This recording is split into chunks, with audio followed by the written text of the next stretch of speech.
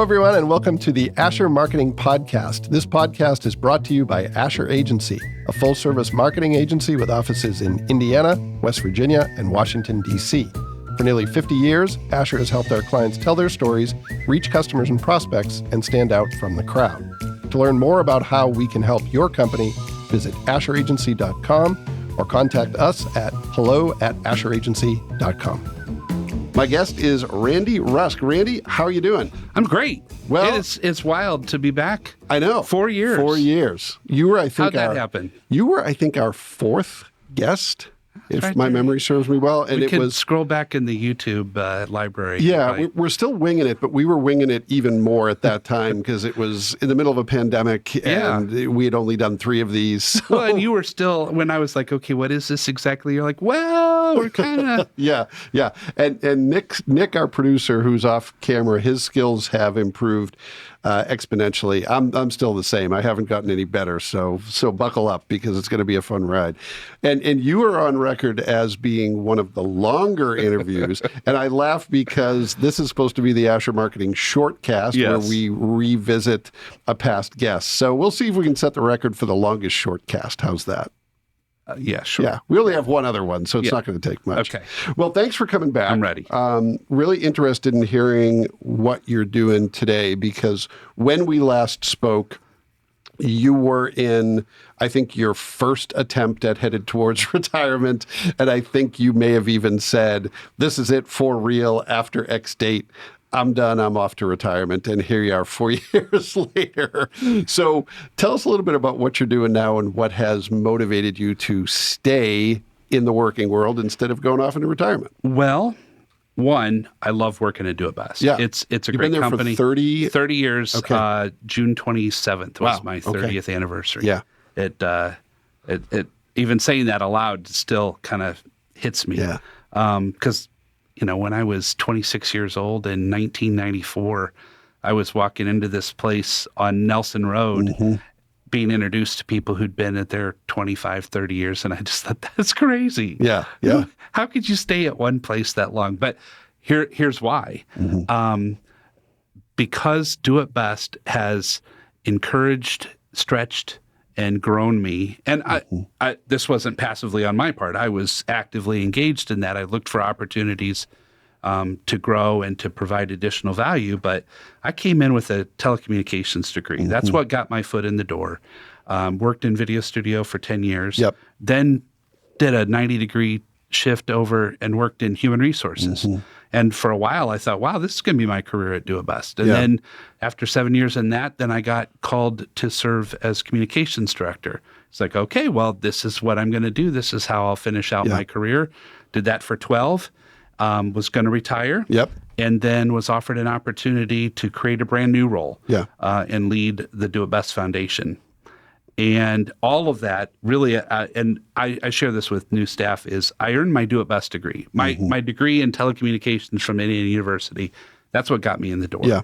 But what got me through all those positions was not that experience from 91 to 94 at IU. Yeah. It was what I did on the ground, serving our members, serving each other, and showing that I was willing to take on more, do more than just what was required. Yeah.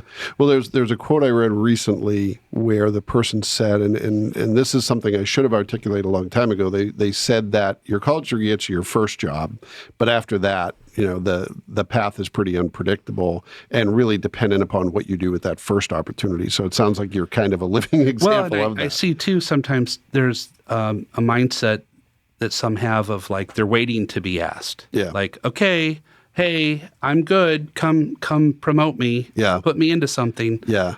None of what I did was me waiting around. Now it was, there were times where I was waiting, but I was, because I had positioned myself to be ready to be.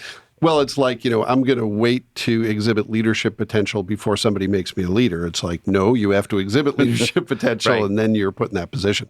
So tell us a little bit about the entity that you work for today, the Do It Best Foundation. Yeah. What's the origin of that organization and what does it look like today? So Do It Best has a long history of philanthropy in the community. As a member-owned co-op, we have in each of the communities we serve. So we have our 9 warehouses across the country and here in our headquarters in Fort Wayne.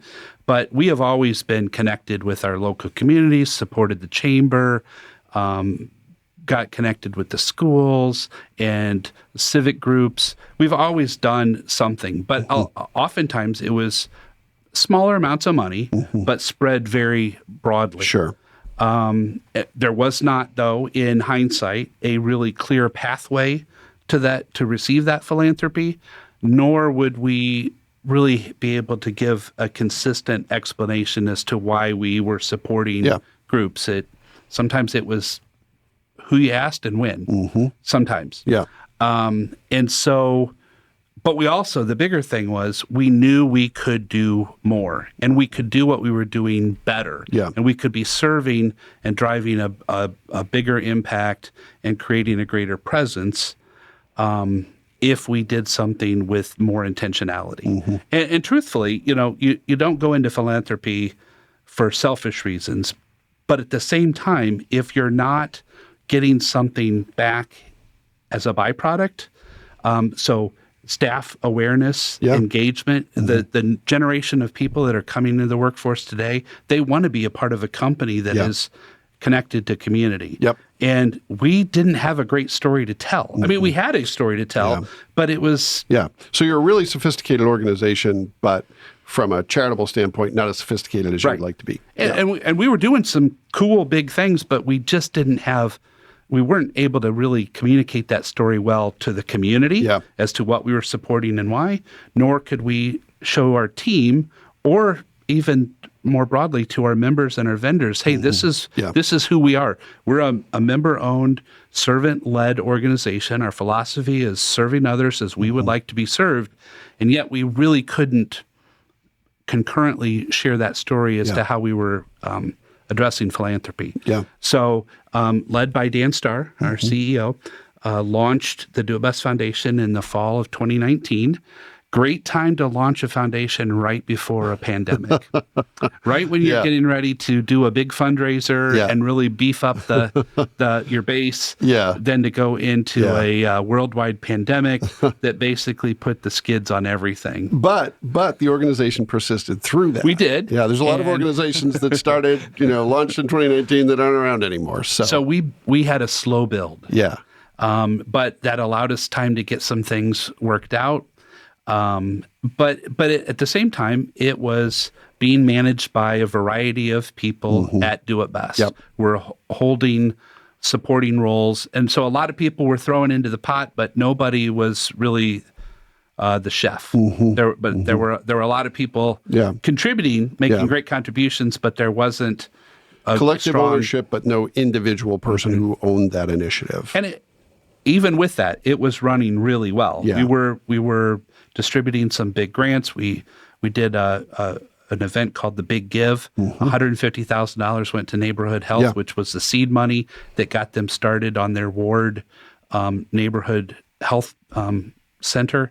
And that that has snowballed since. But it's kind of exciting to know that we were kind of the seed money that really gave that legitimacy to the point where it's now like thriving. Yeah. And so we it's not to say we weren't doing some big things, but we knew we could do more. Yep. And so when I was presented with the opportunity, when, as you alluded, that I'd set a retirement date in January of 2023, you had that it would be plan. August of 23 was I was going to be out. Yeah.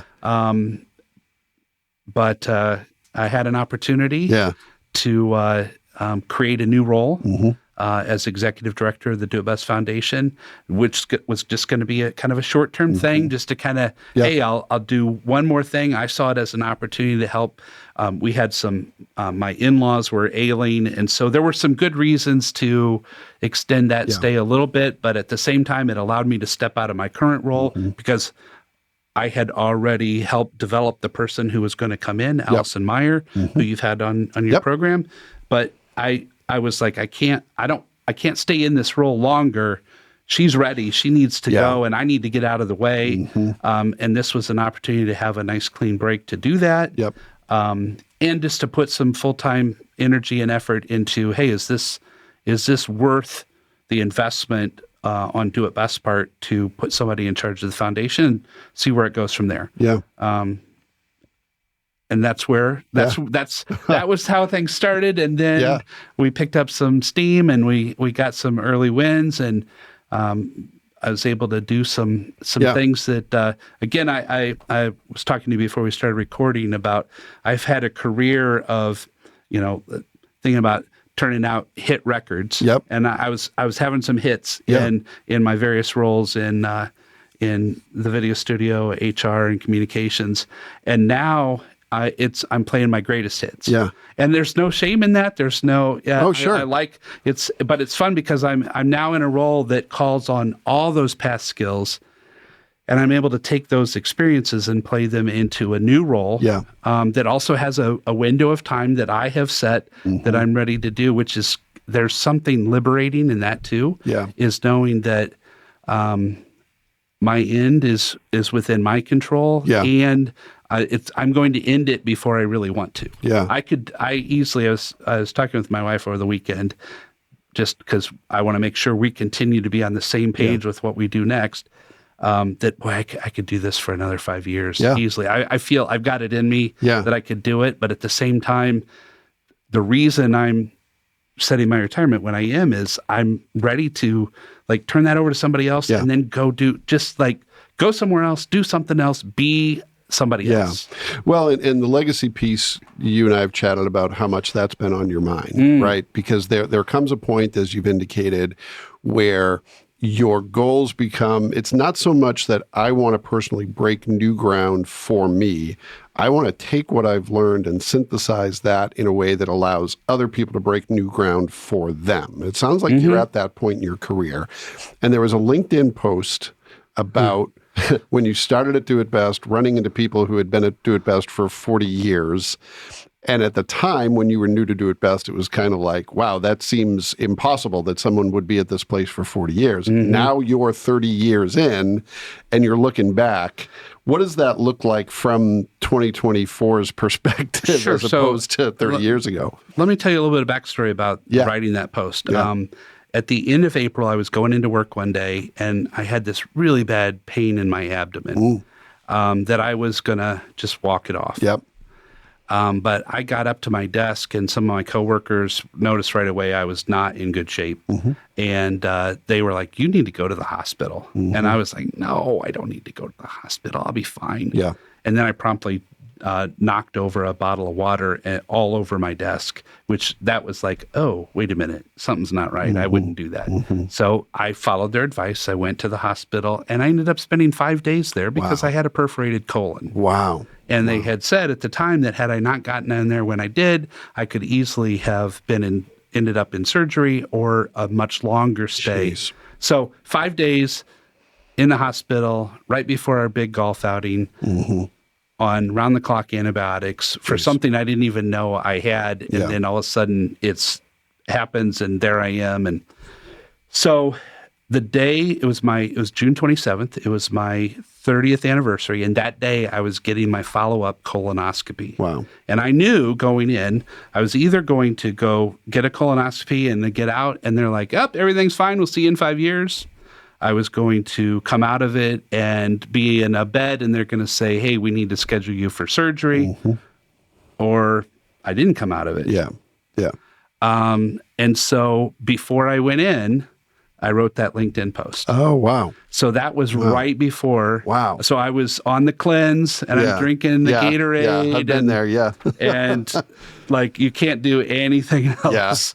But my mind was clear, and I was a little scared. I was like, man, I don't want this to be the end or the start of a big decline. So I wrote that post, and I honestly, it's going to sound a little morbid, but I wrote it going, if this is the last thing I write, well, then I've done it, and I can feel good that I have, from a work standpoint, that if people think about me and they reflect back, it's like, wow, that was really cool that he wrote that before. Yeah.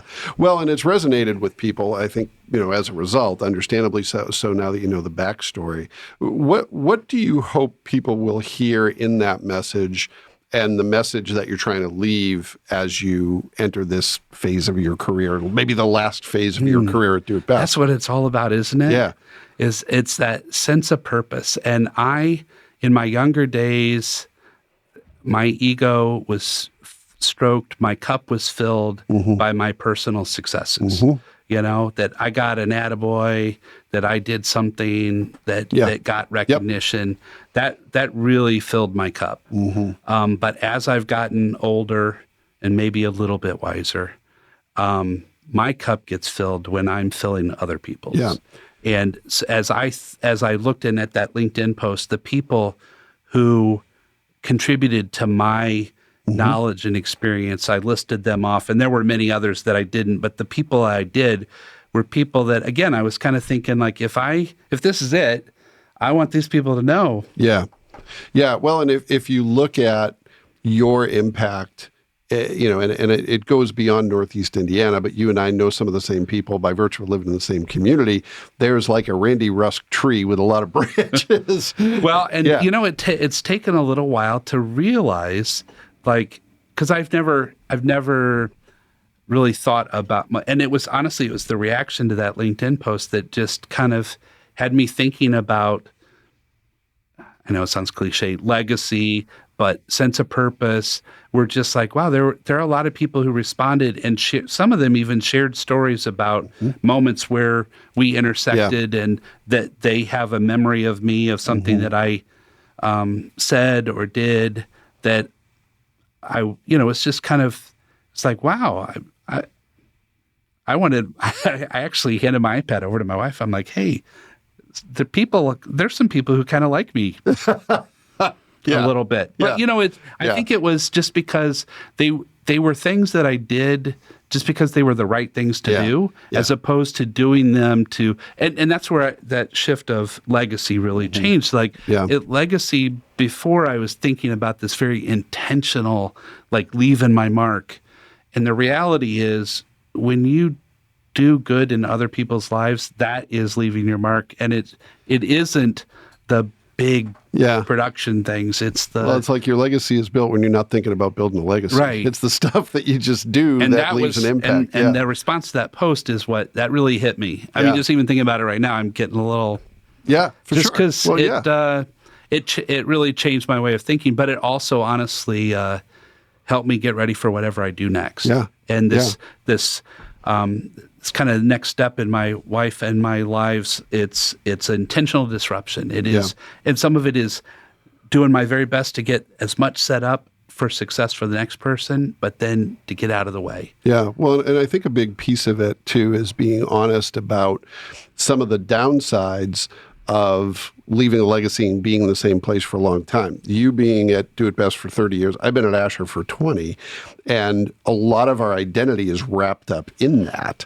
So as you look ahead to the next phase, what does that look like when it's no longer going to be Randy Rusk, Do It Best? So the great thing about this transition in my career is that it's afforded me a little bit more breathing room. My job as communications director I was on all the time.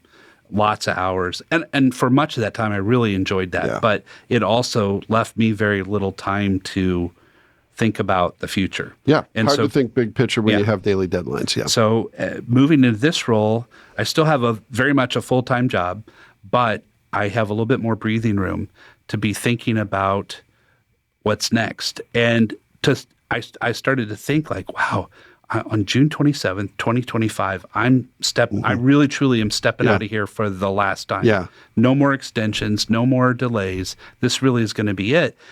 And it hit me in a way I was unexpected of, like, it put me in a bit of a funk. And I realized I've worked at Do It Best longer than my kids have been alive. I've got a 26 and a 24-year-old. Yeah.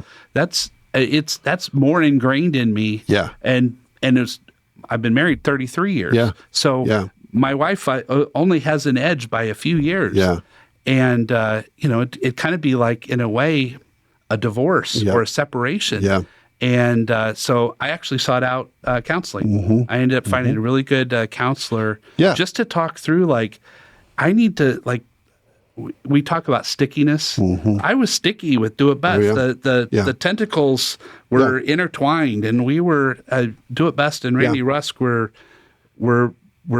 there was a symbiotic relationship there that I started to realize, like, I'm going to have a void when I get detached from that. And the reality too of in a company as big as ours, and as there's natural turnover as people retire, and I've worked with a lot of retirees, and one of the things they always say is, I don't know anybody here anymore. Yeah. And they might have only been gone a year or two. Yeah. So I know that's going to happen. Yeah.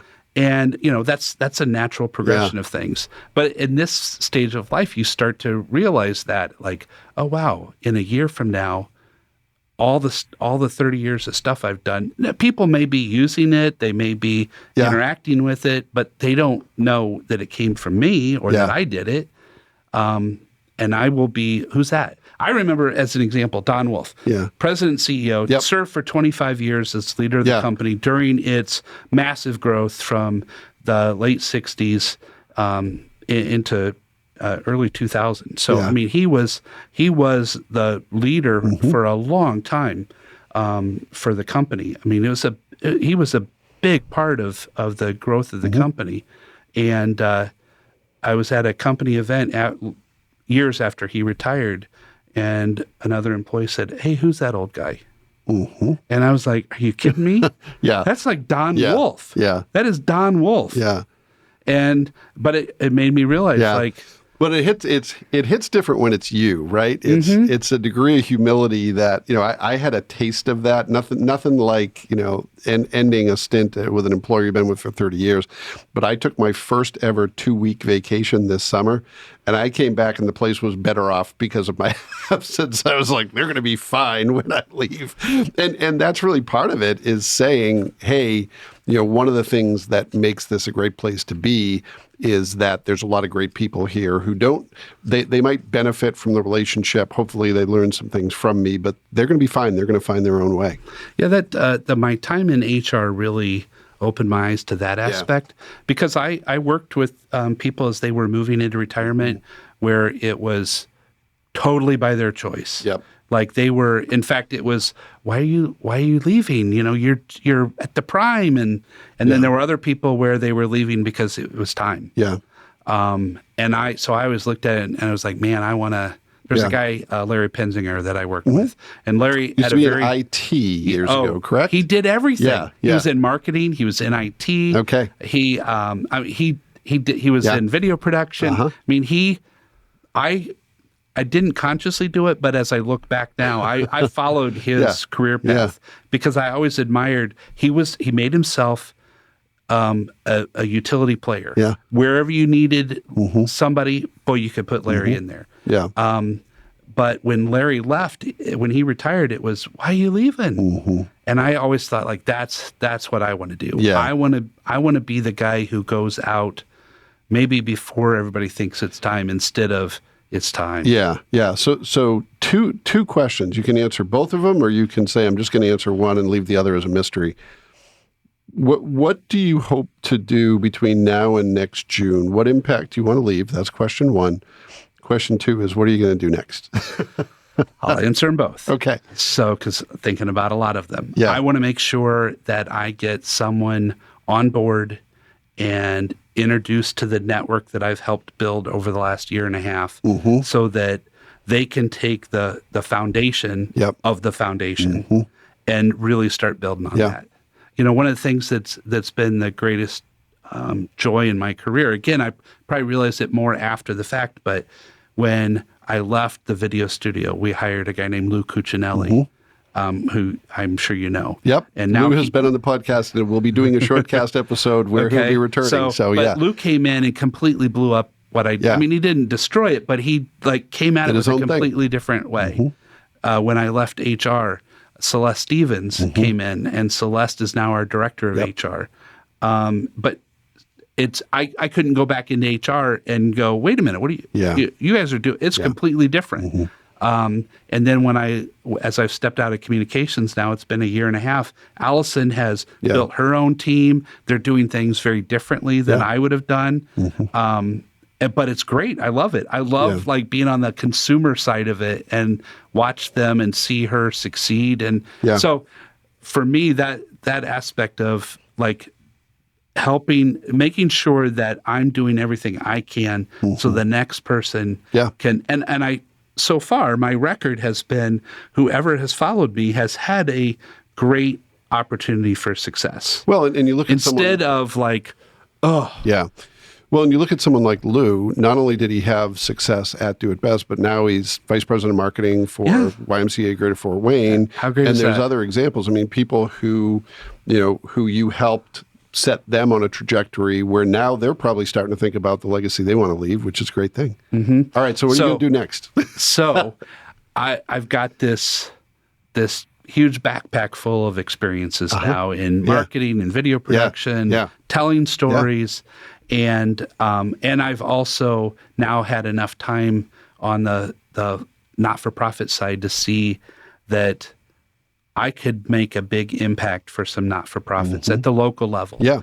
My wife and I plan to move to Golden, Colorado. Okay. We don't know that we're going to stay there, but we've lived in the same house in Fort Wayne, Indiana for 31 years. And we wanted, it may not work out. Yeah. We may get out there and go, oh, this isn't what we thought it was going to be. But and you can always go somewhere else. The idea though is to not find the next thing and put deep roots and then this is it. It's to we've got the luxury of whatever time that we are given to go, well, we don't have to buy a house and have a 30-year mortgage. We can Airbnb it, or we can rent an apartment, or we don't need to, our kids are out and doing their own things and everything's paid off. We can just kind of, and we squirreled away enough money that I don't want to be reach that point where it's like my time and I've got this big pile of money that I didn't ever. Sure. And a big list of experiences that you never realized. We just want to go out and So why Golden, Colorado? Mountains. Yeah. And it's on the eastern side of the Rockies. Yeah. The western side is beautiful, but a little too remote. So there is still a practical side, even though I've kind of got this wanderlust spirit that I just described. When you ask somebody on the western side of the Rockies, where's the nearest hospital, and they point you to the regional airport, that is a hard no for me. Yeah. So Golden is outside of Denver. It's on the I-80 corridor. It's near the I-80 corridor. So you have access to what you need. You can. The things I said was access to a good hospital. Yep. I want to make sure I got internet access or whatever is next. And I want a grocery store that has more than one ketchup. Okay. You know what I'm talking about? Yeah. It's like I will still probably only buy the one kind of ketchup, but I don't want that there is ketchup. That's it. You want ketchup? It's that bottle. Okay. All right. I want That's a good to qualifier. know there's a couple of choices. Yeah, and you probably then will have choices of mustard and mayonnaise. Exactly. Yeah, okay. Everything else. Yeah. On the western side, ketchup. That's it. Okay, all right. So we'll and go if you visit. want a second ketchup, there's the airport. And, right. Yeah. But the idea is that I've got all these experiences that, and again, I am justly compensated for my experience and time at Do It Best. But I'm not looking to replicate that at a small not-for-profit or a small foundation, but to do something that they would get much more value out of me than what they would be paying, because my needs will be less, and I don't need to keep building a nest egg. That's taken care of. So what can I do that I enjoy, that doesn't rob me of my free time, but also allows me to give back while making a rent payment. So stay relevant, make an impact, have freedom and flexibility, but you're more interested at this point in making a dent in the universe than in making a larger dent in a bank account. That's well stated. Yeah. That's exactly it. Honestly, to the credit of the 30 years at Do It Best, the profit sharing program that we have that has afforded me the ability at what will be 57 to go, now I can work at more at my own terms. And again, it could be, I came from the generation of like, you have to have a track record of 5 to 7 to 10 years at a company before you can go apply somewhere else. And now I'm looking, that's just not the way today. I mean, people change jobs every year. But to go, well, maybe I do that. It doesn't really matter.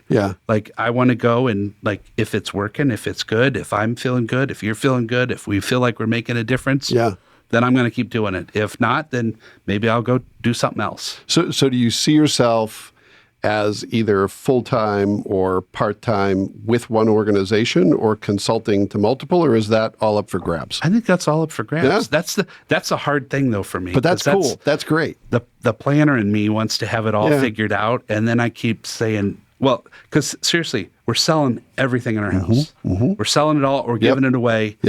And then we're packing a couple suitcases and we're hopping in our matching Subaru Foresters. And we're driving out to Colorado. And we'll have an Airbnb that we'll have pre-rented for at least a month. And then we'll see what happens. Well, that's an amazing next chapter. That's really cool. Intentional disruption. It scares the hell out of me, though. When I really think about it, it's like... Well, but as I mentioned, you can always move back. Well, that's the thing. It's like one of the great blessings of my career is to have all of it at one place. But it's also the disadvantage is you never you never do something else. I mean, I've gotten to do lots of different things at Do It Best, but it's always been Do It Best. And that's part of it too. Is like I have friends who worked at Do It Best and they don't, and they've still gone on to live great, wonderful, successful lives. It's not all about Do It Best.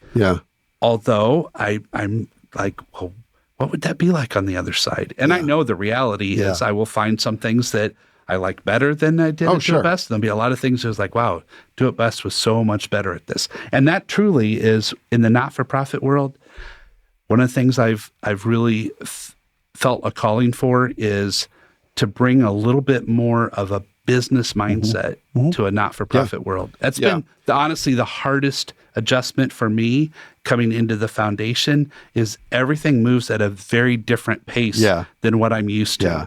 There's a phrase I've heard, and I'm going to botch it, but something to the effect of nonprofit is a tax status. It's not a good business strategy. So bringing a little bit of the for-profit mindset. Some of what and this is where I think this is where I can make a difference, is in my storytelling and narrative abilities. We get grant requests in, and I look at them and I go, no, this grant's not going to, it doesn't align. And then the group will call, and I always, if you get declined from a grant, I will always sit down with you and I'll give you my honest feedback about why I think that is. And it, more often than not, when I sit down and talk with these groups, they tell me a story that's different than what they put in their grant request. And I'm like, where was that? That's your elevator speech, but you didn't put it in your grant request. That could have gotten a grant. And so that would be the thing, I think, is just helping people discover their stories and tell them better. We've supported some organizations where they kind of do a round robin where people just get up and they talk about their organization, and one of them is then chosen to get a donation. And so we've hosted those events in our Don Wolf Conference Center. And I know these organizations, and I'm like, oh, but you left out and you didn't say, and boy, you should have closed with. And some of it is they're insular. They're so into what they do that they kind of forget what the rest of us don't know. I'll give you a great example. And this is just that this was a humbling thing for me coming into the role. Is I went into the YWCA on Decatur Road. They're now moving out to West Washington. It's going to be a wonderful facility and even better serve the needs of our community. But I walked in there and I'm kind of going, I don't smell chlorine. I wonder where their pool is. And I'm walking through these hallways and I see a lot of bedrooms and bunk beds. And the person who was giving me the tour, I'm like, so where's the health club in this? And they're like, oh, no, we're not like the YMCA. This is a domestic violence shelter. And I was like, I felt my face get really red. Sure. And I was like, I thought I knew what I was walking into, and kind of a little cocky walking in, like, Yeah. And then to go, oh, wow, I had this so wrong. That was actually a really good experience for me coming. It was one of the very first facilities that I toured in my role when I started, because then that set me on a path of, I called it my listening tour after that. It's just throwing everything out the window that I thought I knew and going in with a fresh set of eyes and ears to and I visited every organization that we had granted that year. Yeah. And boy, I had some things right, but I had a lot of stuff wrong. Well, and having that moment frees you up to ask the important questions, right? Because you're not concerned with, I don't want them to think I don't know. You say, I don't know, so I better ask the most important questions. Yeah. And that's where, again, you learn some of them were really good at telling you their mission. Yeah. And others, I had to discover it. Yeah. Well, and that's maybe the next step where you can help. Yeah. That's what excites me, honestly, because I see that as to bring a little bit of the business acumen. Yeah. And I realize some not-for-profits they're never, even at their greatest success, they're going to at best break even because of the nature of what they're there to serve. Sure. And there are organizations that are always going to be needed.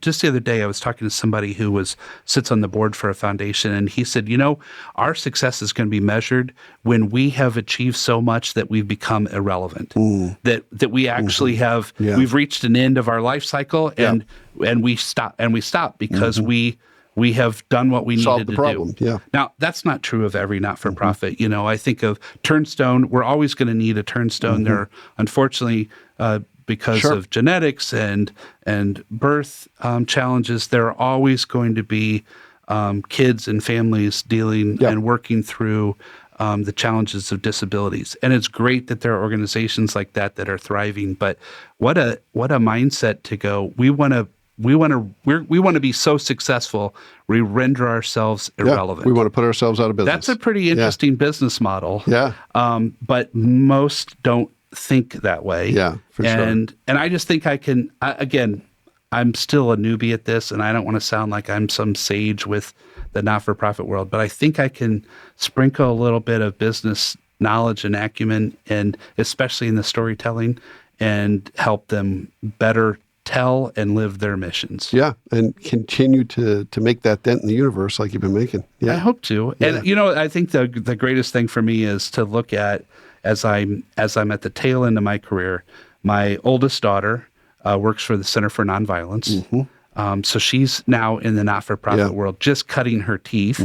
My other daughter is working for a doctor's office, so she's helping people who are sick. And it's just kind of like, I have to believe that the lives that my wife and I have led have influenced our children into a life of service as well. Yeah. Yeah. That's, to me, the great, because that wasn't intentional. Sure. It was more like what we started talking about at the beginning. It was just doing the right things. Yeah. And yeah. And being good with that, and then having the benefit of hindsight now to go, oh, hey, we got more right than we got wrong. We must have done some things right. Yeah. Well, if you're going to leave a legacy, it's a pretty good place to start. Well, Randy, thanks. You were the 4th guest on the podcast. You are the 2nd shortcast guest. So maybe whatever chapter you go into, we'll do it again. How's that? What was our running time on this? Just out of curiosity, because I'm guessing it's way longer than we said it was So this will be the first shortcast episode that exceeds the length of some of the normal podcast episodes, and that's okay. Okay. Well, thank you, Randy. Thank you so much for joining us again, and thanks to everyone who took the opportunity to listen to this episode of the Asher Marketing Podcast. We'll be back next time with another great guest, and we hope you'll join us then.